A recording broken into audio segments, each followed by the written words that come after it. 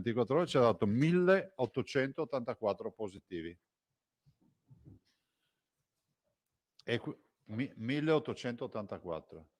I tamponi sono 54.121, l'incidenza dei positivi è 3,48%, quindi si sta abbassando ancora. Ovvio che noi nel bollettino nazionale avremo oggi che siamo i primi in Italia per numero di positivi e nessuno scriverà che abbiamo fatto 54.000 tamponi. E poi 54.000 tamponi, oltre ad essere un servizio che si dà ai cittadini, è anche un piano di sanità pubblica, cioè cercare positivi il più possibile. I positivi ad oggi sono 81.970.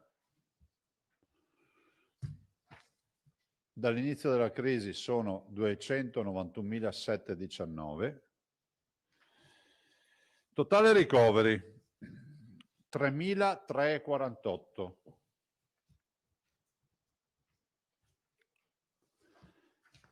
Così suddivisi. 2.988 meno 40 in area non critica e in terapia intensiva 360 meno 31. Siamo al 13° giorno di calo, come vi dicevo ieri. Purtroppo i morti sono 7.684 più 91.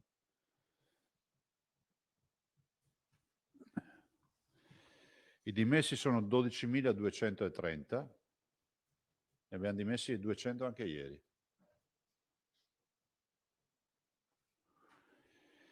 I vaccini abbiamo in carico ad oggi, dal primo giorno, 81.998 dosi.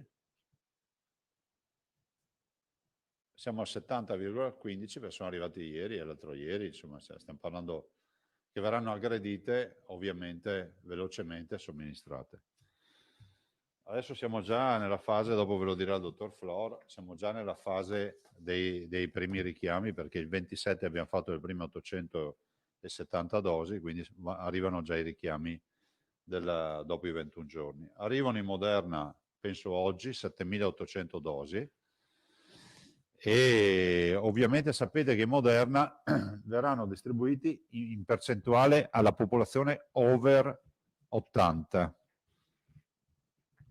Questo è l'intendimento, vuol dire che in base alla popolazione over 80 che hai, ogni regione avrà la sua quota rispetto al totale dei vaccini Moderna che vengono distribuiti, che verranno distribuiti. In generale, guardate, io penso che sia fondamentale continuare a dire ai cittadini di non abbassare la guardia. Sì, è vero che sono 13 giorni di calo, però è altrettanto vero che la situazione può invertire tendenza e rotta in qualsiasi istante.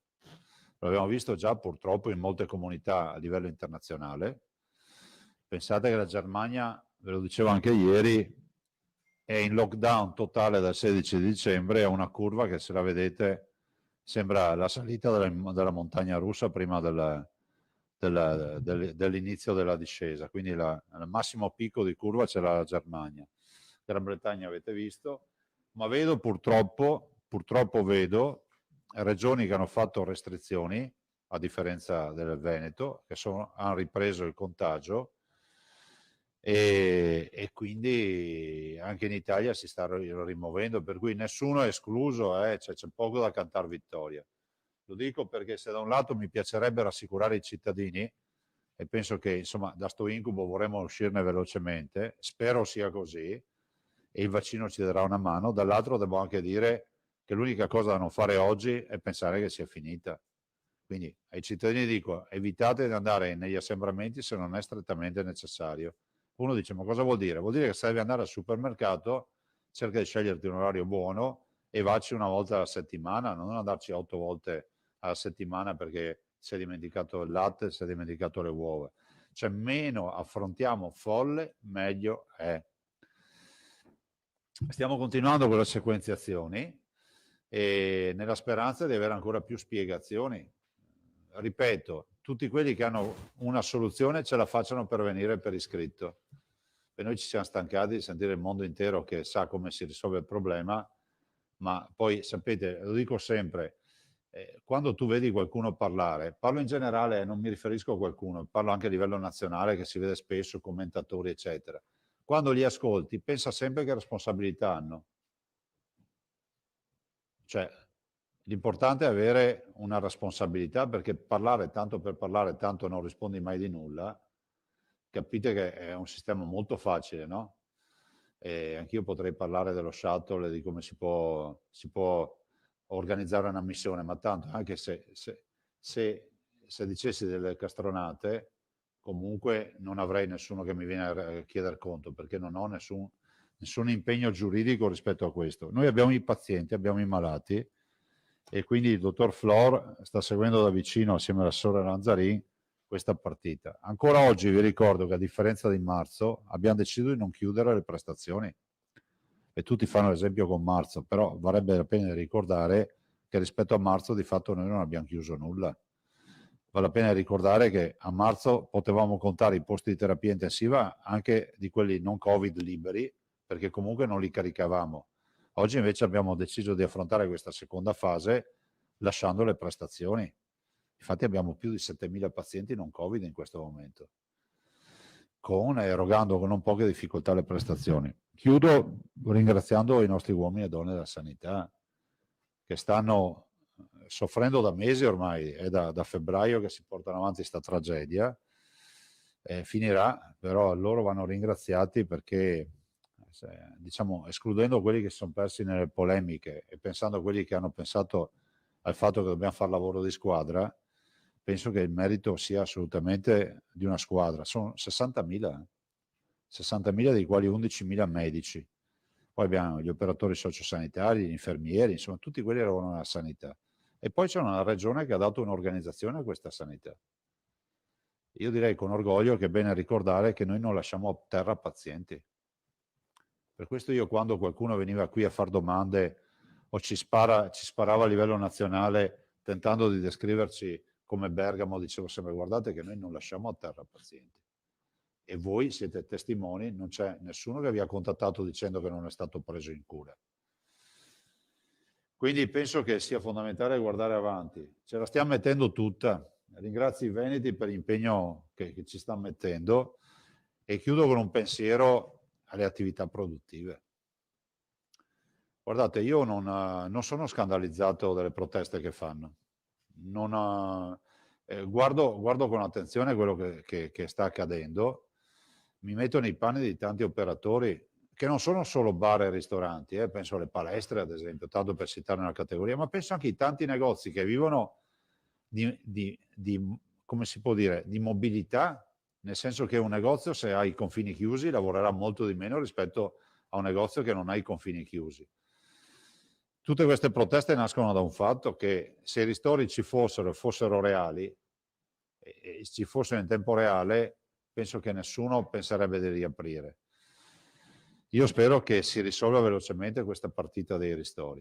Il governo ci ha garantito in più occasioni di fare in tempo reale, assieme al DPCM, un decreto ristori, chiedendo la votazione dello scostamento. Penso che il Parlamento non abbia riserve nel votare lo scostamento. È fondamentale dare i soldi a questi operatori, che non è che vogliono la luna, chiedono semplicemente di poter tenere in vita le loro aziende, di poter avere i soldi per un pezzo di pane, pagare i loro lavoratori e pensare di ripartire. Guardate, ci sono molte di queste aziende che non riapriranno più. Quindi un pensiero di vicinanza a loro, coscienti del fatto, siccome sono persone per bene, l'unica cosa che chiedo e auspico è che qualsiasi forma di protesta sia, ma so che lo fanno, sia assolutamente rispettosa delle regole della sanità, perché protestare è un diritto di tutti, è inviolabile. Lo dico anche per quelli che vengono sotto casa mia, a parte il fatto che potrebbero andare da un'altra parte a protestare. No, ma guardate, sale della democrazia la protesta, guai se non ci fosse, però c'è da dire che dobbiamo fare in modo comunque che la protesta non si trasformi in contagio, quello sì. Per il resto è giusto che siano rispettate queste proteste e che il governo ne tragga la necessità di provvedere subito a mandare i ristori a questi operatori, che peraltro, e ho chiuso, non fanno solo un sacrificio personale, lo fanno per la comunità, perché in un mondo nel quale tanti sono aperti e pochi vengono chiusi, penso alle piste da sci ad esempio, no? O penso al sacrificio che fanno i ragazzi che non vanno a scuola.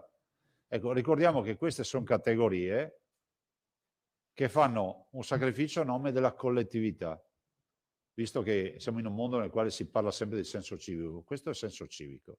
Però non possiamo pensare che uno che fa un sacrificio in nome e per conto di una comunità debba anche morire in nome e per conto della comunità. Questo no. Noi tutti abbiamo l'obbligo di aiutare questi operatori.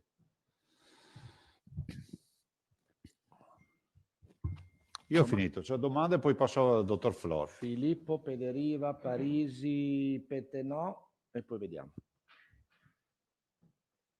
Filippo Tosato del Mattino, buongiorno. Buongiorno. A proposito di quest'ultimo capitolo, no? Questa protesta io apro che è stata annunciata per venerdì. Ricordo magari per chi non ne fosse a conoscenza che si tratta di una iniziativa autonoma di riapertura dei ristoranti, dei bar da parte di un insieme di esercenti, una protesta nata sui social che intendono riaprire l'attività al pubblico in segno appunto di protesta. Cioè, lei ha detto protesta legittima purché si rispettino le regole sanitarie. È difficile rispettare le regole di sanità che vietano l'ingresso di clienti in un bar e la consumazione in un bar o in un ristorante se appunto il segnale di protesta è questo, cioè se il contenuto della protesta è questo. Non crede che sia inevitabile in questo caso una violazione delle regole? Ma guarda, io penso che debba essere evitato intanto di far partire la lotta tra guardie e ladri. Penso che va compreso fino in fondo con il buonsenso un momento di difficoltà, perché si sta presto a fare le scelte col portafoglio degli altri. Penso che non bisogna neanche, e a loro va dato merito di non essersi fatti strumentalizzare politicamente, perché questa è una, come si può dire, è un'iniziativa che parte dalla loro base, non c'è politica dietro, e penso anche che sia fondamentale ricordare, io ho visto delle dichiarazioni che penso che siano state fatte da operatori della ristorazione civili che hanno parlato loro per primi della necessità di farlo nel rispetto, diciamo, comunque del distanziamento di altro. Insomma, li abbiamo visti nelle piazze quando è stato 2 mesi fa, col primo del PCM, si sono riuniti, hanno mantenuto il distanziamento, le mascherine. Dopodiché, ragazzi, stiamo parlando di un problema che non esisterebbe se ci fossero i ristori. È inutile che facciamo finta di non capire qual è il problema. Non lo dico a voi, lo dico in generale. Sembra quasi che questa sia una protesta nata. Va preso atto che se ci fossero ristori non staremmo qui a parlare della protesta. Ecco, un'altra questione di immediata attualità. Prego. Questi segnali di crisi di governo, anche se vogliamo questi segnali contraddittori, notizie frammentarie, riunioni, vertici notturni, dichiarazioni. Al di là del fastidio che questo può creare nella gente in un momento di sofferenza del paese, questi intrighi di palazzo, lei ha contatti di lavoro quotidiani con esponenti del governo. La sua impressione e soprattutto tutto questo potrebbe avere degli effetti negativi nella catena decisionale sul fronte pandemia, che ha tanti aspetti, come sappiamo, ha tanti risvolti. Ma guarda, lo dice uno che è un inguaribile sostenitore del fatto che il popolo debba essere sempre al centro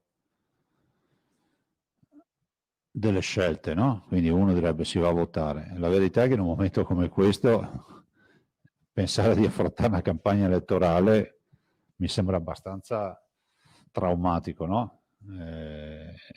Penso che c'è chi ha posto una questione, ma lo guardo da fuori, leggo anch'io i giornali, c'è chi ha posto una questione ragionevole a meno, io non discuto di questo, facendo partire questa crisi di governo, i toni che vengono utilizzati da alcuni ministri nei confronti del Presidente del Consiglio mi fanno capire che ormai il livello di rispetto personale e di fiducia, il rapporto fiduciale sia cessato. e quindi siamo in una fase di agonia trascinata. Penso che le alternative siano solo due, immagino per il capo dello Stato. O Conte si fa il terzo governo con una nuova maggioranza, o con una maggioranza che troverà, oppure ci sia un cambio al vertice e ci sarà un nuovo Presidente del Consiglio. Vedo l'ipotesi delle elezioni molto remota, sinceramente. Ma queste sono opinioni personali di uno che si occupa di Covid tutti i giorni, non di poltrone di politiche. Grazie. Prego. Federiva, Parisi, Petenò. Grazie Angela Pederiva, il Gazzettino. Buongiorno Buongiorno. Presidente. Il Ministro Speranza questa mattina è intervenuto alla Camera per dare alcune anticipazioni sul contenuto del DPCM che dovrebbe essere varato questa sera e entrare poi in vigore il giorno 16 gennaio. Ha citato 12 regioni a rischio elevato e altre 8 invece a rischio moderato, di cui 2 con progressione comunque alta. Dov'è il Veneto in tutto questo e che ragguagli avete avuto sui criteri? Non lo so, immagino che gli indicatori ci mettano a rischio elevato, non ve lo so dire, a prescindere da quello che sta accadendo da 13 giorni. Ma il vero tema è importante che i coefficienti, le valutazioni che farà l'Istituto Superiore di Sanità si basino su dati omogenei. Perché se il tema è l'incidenza dei positivi su 100.000 abitanti, penso, a parte il fatto che lo stesso Ministro ha detto su questo non si ragiona, penso, o piuttosto che il numero di positivi al giorno, voi che avete vissuto assieme a noi questa avventura capite che è una roba inutile. Quindi dati, guardate, sapete qual è il vero dato concreto? L'ospedalizzazione. Sull'ospedalizzazione non c'è, il tot, la percentuale di ospedalizzati sugli abitanti, sui 100.000 abitanti, quindi non ti sbagli neanche se vuoi e vedi subito se c'è qualcosa che si discosta. Ad esempio noi abbiamo una regione che è la sesta, se non ricordo male, in Italia per ospedalizzazione. Cioè vuol dire che ci sono 5 regioni che stanno ospedalizzando più di noi, magari delle quali non si parla. Da quanto ha detto Speranza, il criterio dell'incidenza dovrebbe valere solo per l'individuazione della zona bianca, quindi 50 contagi ogni 100.000 abitanti, peraltro al momento nessuna regione rientrerebbe dentro ma a questo prescindere da quello, ripeto, se i dati non sono uniformi, anche se il Veneto fosse in zona bianca, ma dipende sempre da quanti tamponi fai. Finiamola di raccontare le bugie ai cittadini. Non possiamo, come mi ha detto il dottor Miozzo, presidente siamo davanti a un paradosso, è il paradosso della virtuosità. Cioè, fai tanti tamponi e diventa un paradosso, no? Che i tanti tamponi ti puniscono. Il che spieghiamo ai cittadini, siccome ogni tanto c'è qualcuno che voi sapete che io dico sempre quello che penso, non è che noi abbiamo le restrizioni perché abbiamo tanti tamponi, magari fosse così, chiudiamo il rubinetto e finita lì. Cioè, le regioni che sono in difficoltà perché hanno l'ospedalizzazione, da noi i pazienti non vengono in ospedale perché hanno il tampone, vengono perché non respirano più. Queste leggende metropolitane le potete raccontare su Topolino, da altre parti. Noi abbiamo 3.400 pazienti che se non hanno l'ospedale rischiano di morire. Al di là dei sintomi che possono avere lievi, medi, intensi, importanti, critici, ma sono persone che hanno bisogno di un ospedale, che non c'entra niente con i tamponi. E lo ripeto alla nausea, lo ripeto a tutti quelli che fanno le considerazioni, ma fuori, ve l'ho detto anche ieri, c'è il sole, io sono venuto in autostrada anche oggi, è pieno. Uno dice, ma Zaia di cosa sta parlando? La ragione, il dottor Flor. Cioè, vi ricordo che tutti i sistemi sanitari nel mondo rischiano di andare in tilt e alcuni sono andati in tilt. Il che vuol dire che se ti viene un infarto rischi di non trovare neanche la porta dell'ospedale aperta. Ho reso l'idea. Quindi noi dobbiamo fare in modo che la gente non si ammali per finire in ospedale. Se dopo la scelta della comunità è quella di dire non ce ne frega niente, però a quel punto deve essere una scelta, capite? Io non la condivido, ma diventa di una responsabilità estrema pensare che lasciamo tutto libero e succeda quel che succeda, perché se si sceglie così, noi andiamo al collasso nel giro di un paio di mesi, noi possiamo garantire che andiamo al collasso, ma non perché non siamo bravi, gli altri vanno al collasso prima di noi, cioè perché non riusciamo oltre un certo numero, funziona così. Sì, gli ospedali hanno un loro dimensionamento, non è che sono fatti per ricoverare 4.900.000 veneti. Le chiedo allora, e chiudo, un ultimo chiarimento sui dati relativi al ricovero. Ha citato per il 13° giorno di fila il progressivo calo della curva della terapia intensiva, però sappiamo che quelle possono essere non solo dimissioni, ma anche purtroppo morti, cioè letti che si liberano per il decesso del paziente. È stato fatto uno studio, non so se posso chiederlo lei al dottor Flor, su per esempio appunto oggi i meno, mi pare 31 ricoveri in terapia intensiva, se hanno qualcosa a che vedere con i più 91 morti? No, ma c'è lo studio, e poi Flor ve lo dice. Anche qui, spieghiamolo bene questo dato, poi il dottor Flor è molto più preciso di me, più preparato di me. Noi abbiamo un dato degli ingressi e delle uscite. Quando vediamo che gli ingressi calano rispetto alle dimissioni, vuol dire che c'è l'inversione di tendenza, e così ce l'abbiamo ad esempio sull'area non critica.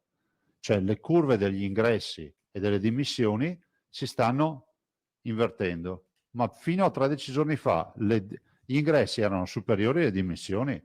Cioè non è che si svuotano le terapie intensive e muoiono tutti, è che noi abbiamo meno carico di prima. Sì, sì, sì. Parisi, Petenò. Perché del resto, peraltro, parallelamente stanno diminuendo le aree non critiche. Quante volte vi ha detto il dottor Flor? Finché non calano le ospedalizzazioni non critiche, non caleranno le terapie intensive, perché il passaggio sine qua non, in molti casi, per passare alle terapie intensive. L'assessore Lanzarin non c'è perché è in videoconferenza col governo per il piano pandemico. Parisi. Presidente, buongiorno. Anna Maria Parisi, Buongiorno. Gruppo Media Nord-Est TV. Una questione, la prima. A breve anche Federfarma Veneto presenterà a Mestre e non a farmacia di Mestre alle 13:30 a breve il test dell'autodiagnosi per il Covid. Ora, mi chiedevo, vista la questione del contact tracing, come avverrà poi con la positività degli eventuali test, con il cumulo dei dati della regione. Sì, ha confermato, l'assessore Lanzarin ha fatto assolutamente l'accordo, prevede comunque che ci sia tutto segnalato, no? I negativi, i positivi, tanto è vero che ieri ha dato i dati. Ok, no, quindi io prendo il tampone e lo faccio a casa in autonomia. Non si può fare a casa in autonomia perché non è autorizzato. Immagino presentino un'autosomministrazione vigilata che quindi fai lì in farmacia. Oggi non è, da quello che so io, se non è, appunto non si era capito se non è cambiata la norma si stanotte, parla di test dell'autodiagnosi. sì, ma l'autosomministrazione da banco non è ancora autorizzata in Italia.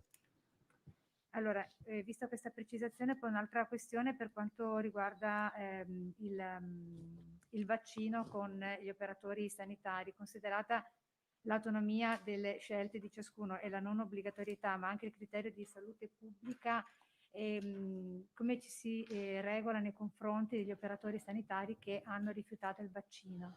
È un loro diritto.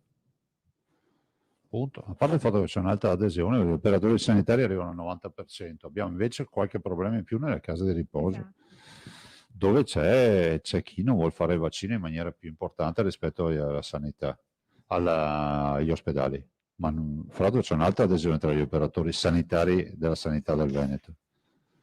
Il problema si pone nell'RSA dunque? Di più nell'RSA, ne abbiamo già parlato, nel senso che nell'RSA c'è opera di coinvolgimento, però giustamente poi rientra nelle prerogative di un operatore non farsi il vaccino. Petenò. Siamo in un mondo libero, non hanno detto che bisogna dire così.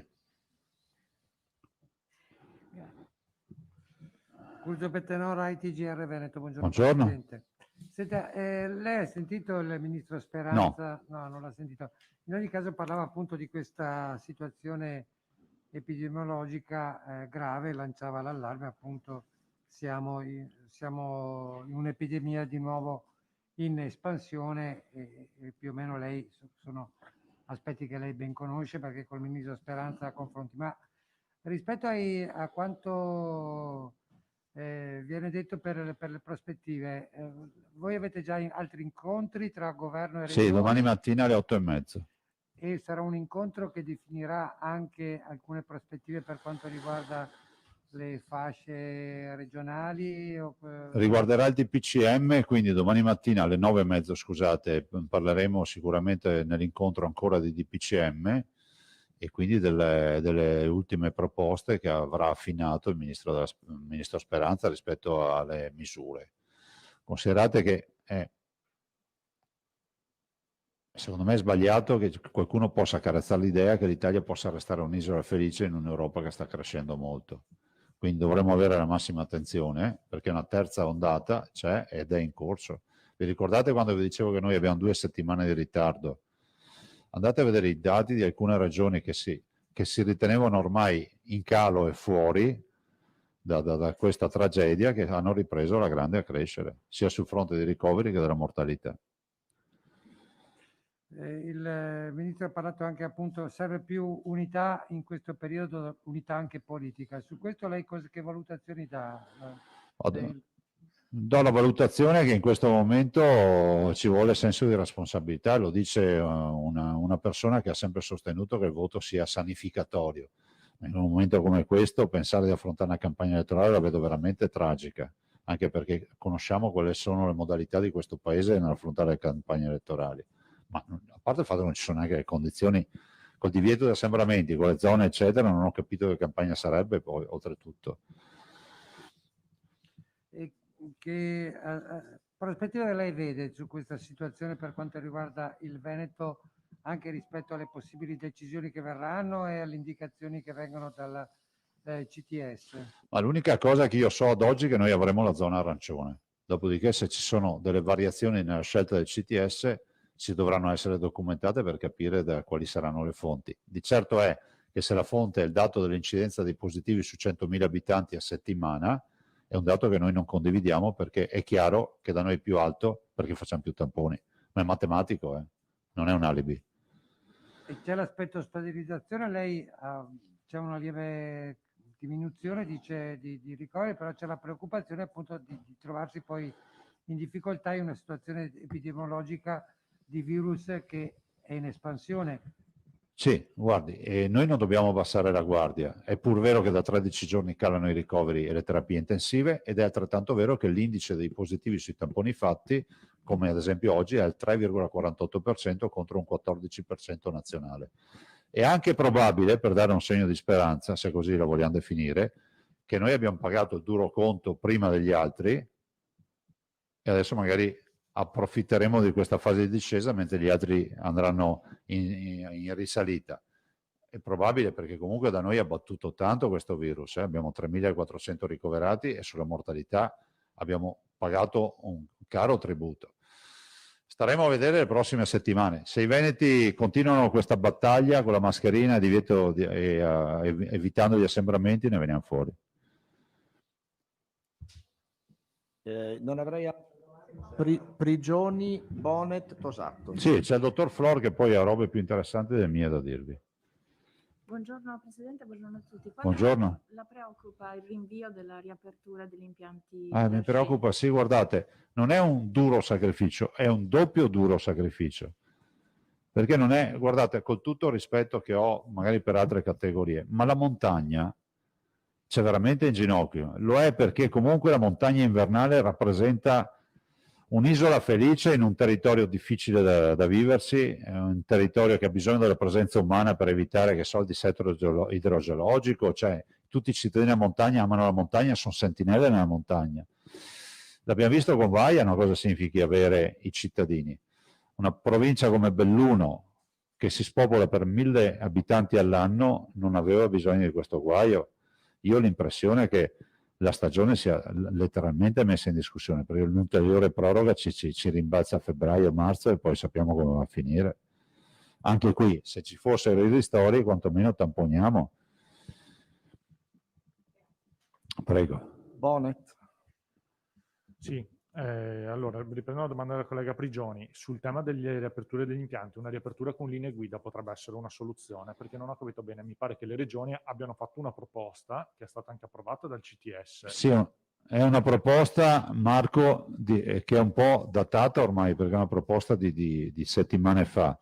Di certo oggi dovremo capire l'Istituto Superiore della Sanità che indicazioni darà, ma da quel che è dato a sapere, ma non è certo, il DPCM penso valuti una proroga delle aperture. Una proroga delle aperture dal 18 che è già prevista in poi vuol dire saltare a febbraio. Non ho l'impressione che la situazione cambi da qui a febbraio.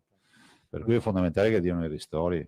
Ok, seconda domanda, non si ferma la Chiarai sui tamponi rapidi nonostante la circolare, diffida della NAO ad usare anche quelli di terza generazione negli ospedali. Guarda, Come ecco, rispondete a questa diffida? Andate avanti con rispondiamo con una voce autorevole, quella del dottor Flor, ma ve lo dico perché mi sono reso conto che c'è la volontà di mettere in piedi questa leggenda metropolitana che la politica decide a chi fare l'iniezione, che pasticche dare ai pazienti, a chi vietare il plasma, a chi non dare il plasma, a chi fare il tampone rapido, a chi fare il tampone molecolare, a chi mandare la terza generazione, a chi la prima, e altre menate, cretinate del genere che offendono non solo noi della politica, ma soprattutto i tecnici. Cioè, noi i piani di sanità pubblica, le terapie intensive, queste robe, di fatto, cioè, vediamo il dossier quando è ultimato, anche perché non abbiamo professionalità, competenza e neanche legittimazione giuridica per occuparsi di queste robe. Per cui da oggi in poi rifiuto anche, diciamo, di rispondere, perdonami, a queste domande e le lascio ai tecnici, il dottor Flor, che io non ho mai incontrato in vita mia, il dottor Flor immagino molte volte più di me. Poi è giusto che ognuno dica la sua, però è altrettanto vero che è legittimo che noi possiamo anche rispondere. Quindi passerei al dottor Flor con questa risposta subito. C'era un Tosato prima. Ah, scusami. Poi passiamo. Soltanto un aggiornamento. Alcuni ristoratori, ecco, hanno ascoltato le sue parole, ringraziano per l'attenzione, chiedono se lei per caso venerdì ha intenzione di andare a cena da qualche parte. Cioè, le riporto la domanda. Ma guarda, non lo faccio per una questione di non rispetto, non l'ho mai fatto con nessuno, cioè, semplicemente per questo, perché poi si presta a polemiche. Di certo loro hanno assolutamente la mia comprensione. È come quando mi chiedono di firmare le petizioni. Io ho sempre detto, guardate, non lo faccio con nessuno in maniera tale che poi non ci sia, per lui è firmato per i cavi elettrici, per l'altro non è firmato per i fontanassi e altre robe del genere. Però insomma penso che il mio ruolo istituzionale sia fondamentale per dire che loro devono essere ascoltati. Questo è fondamentale. E mi devono considerare al loro fianco, fermo restando, e so che sono persone per bene, ma non lo dico perché vado in moda, perché so che sono persone per bene. Mi ricordo quando abbiamo fatto le linee guida per i ristoranti, non si sono messi a fare proteste, si sono messi subito ad adeguare i loro ristoranti, che non offrono il fianco ai polemisti della situazione. So che sono stati bravi anche a tenersi distanti da strumentalizzazioni politiche e affini di altri protestanti, definiamoli così, di altre categorie, e questo gli dà merito. Insomma, i ristoratori non sono solo una categoria economica, sono identità per il Veneto. Cioè, loro sono la nostra identità e la nostra storia. Ormai abbiamo delle località che vengono ricordate per il ristoratore di quella località, se ci pensate, no? Per quanto famosa ha reso quelle località. Dottor Flor, quindi. Ecco, prego. Partiamo Allora, la domanda era: nuova querel sui tamponi e la NAO fa un'altra diffida alla Regione perché non vengano usati neppure quelli di ultima generazione. Riassumo la domanda. La prima cosa che vorrei fare, tanto buongiorno a tutti, la prima cosa che vorrei fare è togliermi un dubbio, perché ho la sensazione che noi diciamo delle cose ma non vengano completamente capite, ancorché non siano difficili. Qual è la regione italiana che fa più tamponi molecolari? Voi lo sapete qual è?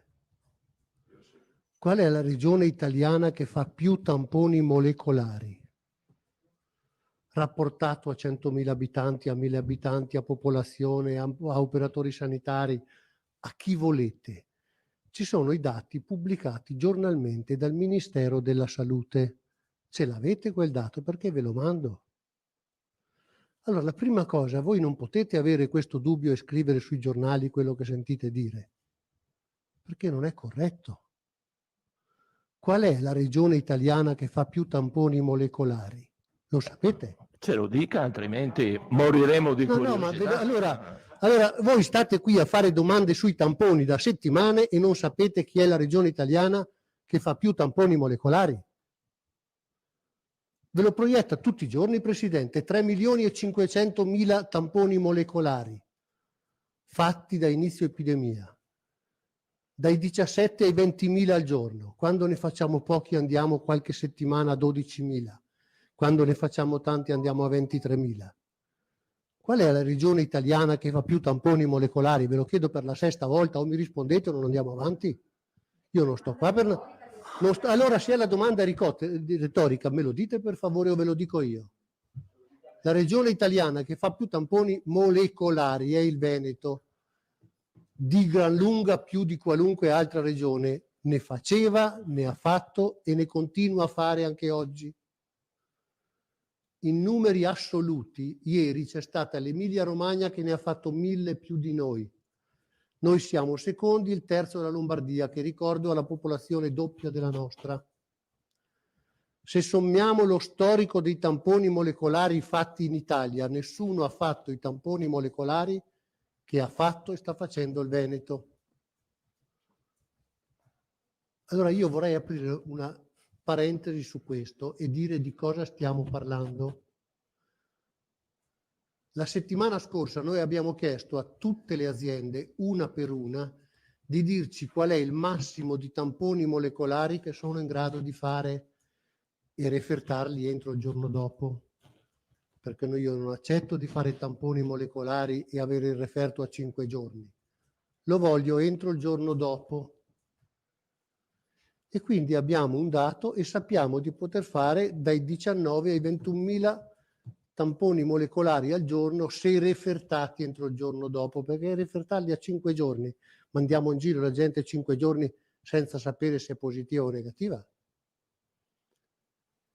Quindi la risposta che mi sento di dare a titolo personale, ma nel ruolo che ricopro, è che il Veneto ha sempre fatto, ha continuato a fare ed ha aumentato la sua capacità di tamponi molecolari.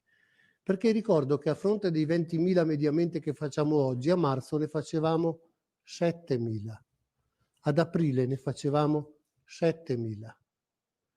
Oggi ne facciamo 17.000. Ieri mi pare 15 o 16.000.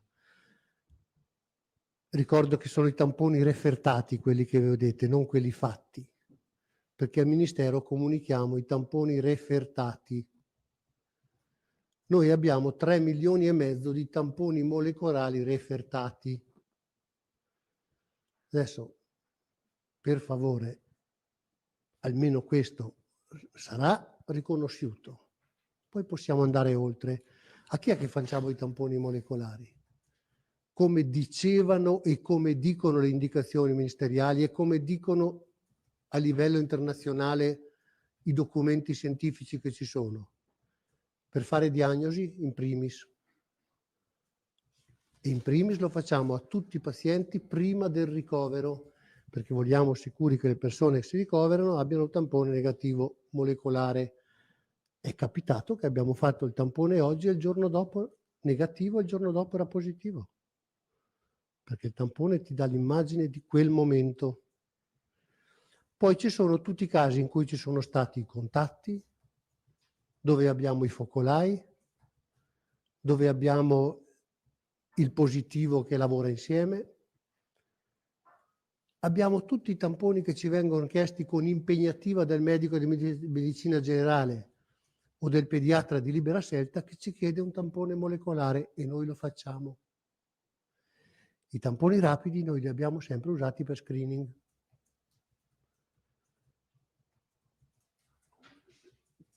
Come indicato e come tutti. O volete che andiamo all'aeroporto e mettiamo la gente 3 giorni ad aspettare il risultato del tampone molecolare? O volete che distribuiamo i tamponi molecolari ai medici di medicina generale come invece abbiamo distribuito i tamponi rapidi a cura dello Stato?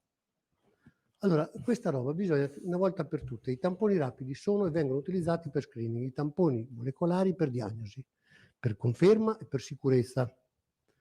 Ci sono diverse popolazioni a rischio, ci sono diverse popolazioni, è dimostrato, poi non andrei molto più in là, però qua sembra che ci sia una regione che non fa tamponi molecolari e che fa solo tamponi rapidi. Tamponi rapidi non sono una sostituzione, sono un'aggiunta e sono un'integrazione del tampone molecolare.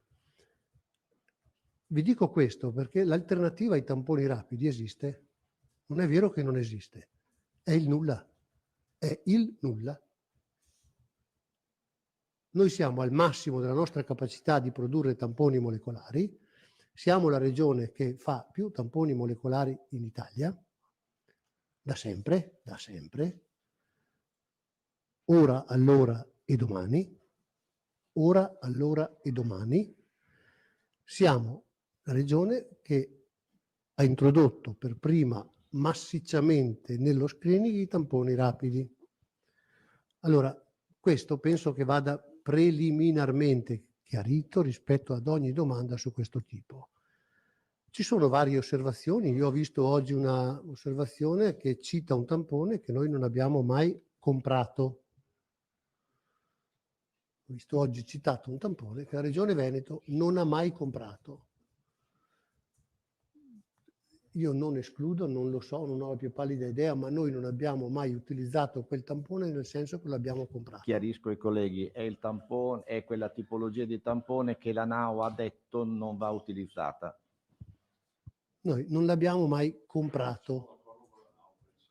D'accordo con la NAO. Quindi non serve che proprio il problema non esiste. Sul tamponi comunque rapidi e molecolari noi seguiremo pedissequamente quello che dice la circolare ministeriale, perché il nostro riferimento non sono le opinioni su questo come su altro che può avere qualcuno, sono quello che dicono le autorità che in questo paese sono preposte al governo della sanità. E in questo momento le indicazioni che qualcuno ha firmato, carta intestata al Ministero della Salute, sono queste. Sui tamponi c'è ancora qualcosa da chiedere? No, beh, chiedo se c'è ancora qualche dubbio. Se abbiamo ancora qualche dubbio, volete? Non osiamo avanzarli perché lei oggi è imbizzarrito e magari... No, io vorrei sapere se ci sono, perché ogni volta ponete questa domanda con un dubbio. Allora ditemi qual è il dubbio che avete, perché io non vi ho invitato a seguire quello che vi siccome la diciamo. cosa è nata da una mia domanda, io non ho nessun dubbio, c'è un fatto, la NAO ha presentato una diffida tramite un legale, basta, solo questo. Allora noi seguiremo pedissequamente quello che dice la circolare ministeriale, questa è la nostra risposta. Mi piace pensare che veniamo messi in mora come regione perché seguiamo una disposizione ministeriale. Credo che riflette quello che magari non è molto chiaro ai più o a qualcuno, o qualcuno si ostina a continuare non chiaro, pensare che sia non chiaro. Ora, vi ho detto, penso che come deve funzionare il servizio sanitario sia stabilito dagli organi che ne sono preposti. Nel nostro caso l'organo scientifico si chiama Istituto Superiore di Sanità, l'organo governativo si chiama Ministero della Salute, l'organo che dà attuazione e organizza a livello locale si chiama Regione e Assessorato alla Salute. Quindi adesso possiamo anche fare fantasie o sbollazzi, ma questa è la realtà. Altre cose, dottore? Posso dare via le domande? No, sui tamponi volevo avere chiaro Andiamo questo. avanti allora. Perché, ecco. Sulla situazione sanitaria, perché abbiamo un altro tema che ci rincorre ogni tanto, che sono i mitici posti delle terapie intensive. Voi sapete che noi attualmente abbiamo attivi 700 posti di terapia intensiva, stamattina ce n'erano 91 liberi. Vuol dire che dei 700 attivi ne stiamo occupando 610. Dei 610 occupati da pazienti Covid positivi, quindi sono 334. Il limite massimo di occupazione dei 700 posti letto l'abbiamo avuto il 1° gennaio, 31 dicembre, dal 31 dicembre al 2 gennaio, e ne avevamo occupati 663.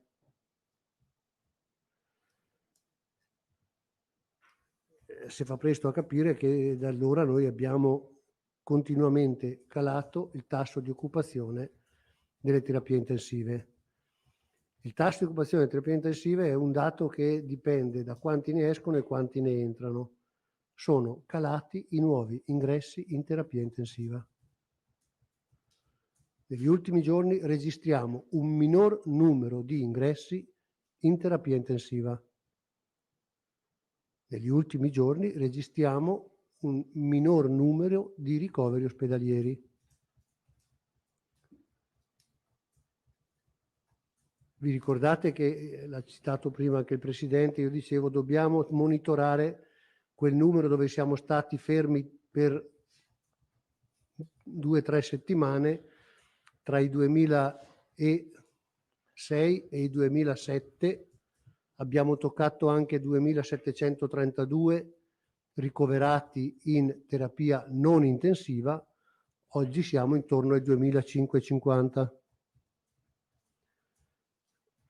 E vedete che il dato, con molta cautela che noi vi diciamo, vede di fatto una minor incidenza di positivi che ricaviamo dai tamponi, vede una minore incidenza di nuovi ricoveri nelle terapie non intensive e vede una migliore incidenza di ricoveri nelle terapie intensive. Stamattina abbiamo fatto un incontro con tutti i direttori generali per ragionare su come comportarci con questa disponibilità di posti letto di terapia intensiva, che ormai abbiamo fatto 96, 92, 91, i numeri ormai sono questi di posti letto, e abbiamo deciso che fino a venerdì non tocchiamo nulla. Venerdì ragioneremo se è il caso di rivedere questo numero di posti letto che abbiamo, perché abbiamo anche posti letto che abbiamo attivato specificamente in previsione Covid e che grazie a Dio non abbiamo utilizzato finora. No? Non abbiamo, noi il 100% dei posti letto di rianimazione non l'abbiamo mai utilizzato. Posso dirvi, questa forse è una cosa che merita di essere sottolineata, che nei giorni di massimo utilizzo delle rianimazioni in Veneto, quando avevamo i 663, i 658, i 655, avevamo pazienti Covid e anche non Covid di altre regioni. Perché c'era gente che aveva fatto interventi chirurgici importanti in centri di alta specializzazione e i nostri ospedali erano riandati in rianimazione. Quindi questo dice se il nostro sistema è in grado di garantire o di tenere, come si dice, ha tenuta il sistema. Il sistema oggi è in grado di garantire questa disponibilità di posti letto, di terapia intensiva, ed è in grado di continuare a garantire per alcuni aspetti molto specialistici cure a pazienti anche se vengono da fuori. Sono pazienti che evidentemente ci vengono inviati da altri ospedali. Sulla parte andamento ricoveri e posti letto manteniamo 2250 persone sintomatiche positive a domicilio, a cui voi sapete che noi assistiamo, garantiamo cure farmaceutiche, farmacologiche, garantiamo ossigeno, garantiamo saturimetria.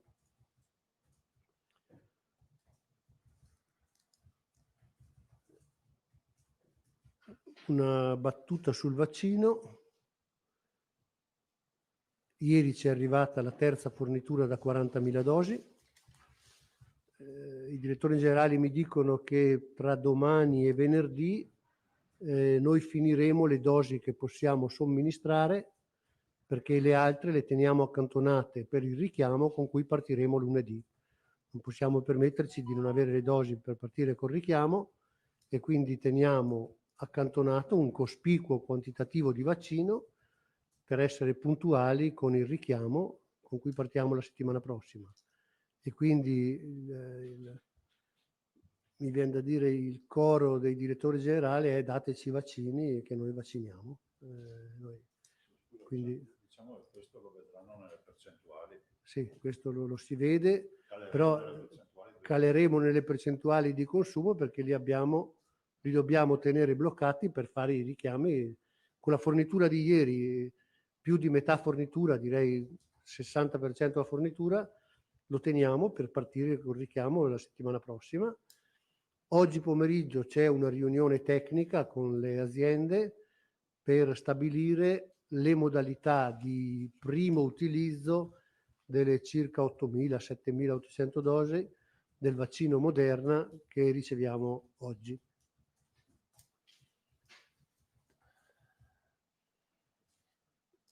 E l'occasione, guardate, noi abbiamo fatto un'operazione con i vaccini di compensazione, di spostamento vaccini da azienda ad azienda per garantire a tutti di poter vaccinare chi aveva più possibilità, chi aveva persone in case di riposo che attendevano il vaccino, e siamo stati molto supportati e molto integrati con le questure e le prefetture del Veneto che ci hanno garantito sempre la scorta nello spostamento dei vaccini che abbiamo fatto. Quindi li ringrazio perché sono cose che sapevamo in maniera estemporanea e abbiamo organizzato con loro in tempo reale. Se il direttore ha terminato, Tosato si è già prenotato, Pederiva e quant'altri seguiranno. Ecco, vado cauto perché oggi il direttore ha un diavolo per capello, quindi insomma... Allora, tamponi. Lei ci ha detto tutto, ma... Ci siamo capiti? No, ci siamo capiti, è una domanda aggiuntiva, non è di chiarimento. È possibile rapportare l'incidenza nell'intercettazione dei casi positivi tra molecolari e antigenici? Lo dico in maniera più semplice. Vuol dire quanti molecolari consumiamo per confermare gli antigenici? Sì, cioè soprattutto qual è l'incidenza di queste due tipologie di tamponi nell'intercettare i positivi. Chiarisco, ho capito bene. Quanti positivi abbiamo beccato con i rapidi e quanti con i molecolari? Allora, noi fino ad oggi positivi li comunicavamo solo con il molecolare, perché non eri positivo se non avevi un molecolare positivo, e quindi abbiamo comunicato al Ministero sempre il numero dei tamponi molecolari fatti e il numero dei positivi trovati con i molecolari, perché avevamo bisogno della conferma. Noi sappiamo che dal 30 al 35% dei tamponi molecolari li consumavamo per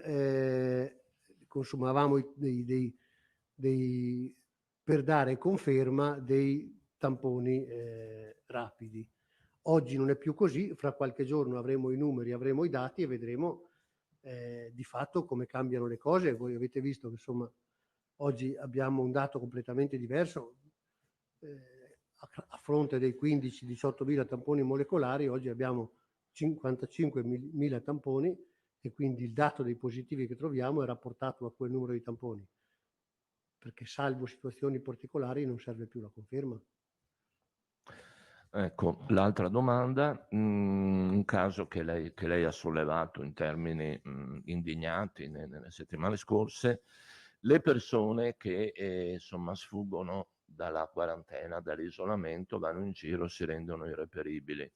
Siete riusciti a mettergli il sale sulla coda? Avete fatto segnalazioni? c'è una tendenza, insomma, al Mi pare che contenimento abbiamo di già questo fatto qualche atteggiamento? segnalazione alle forze dell'ordine. Mm.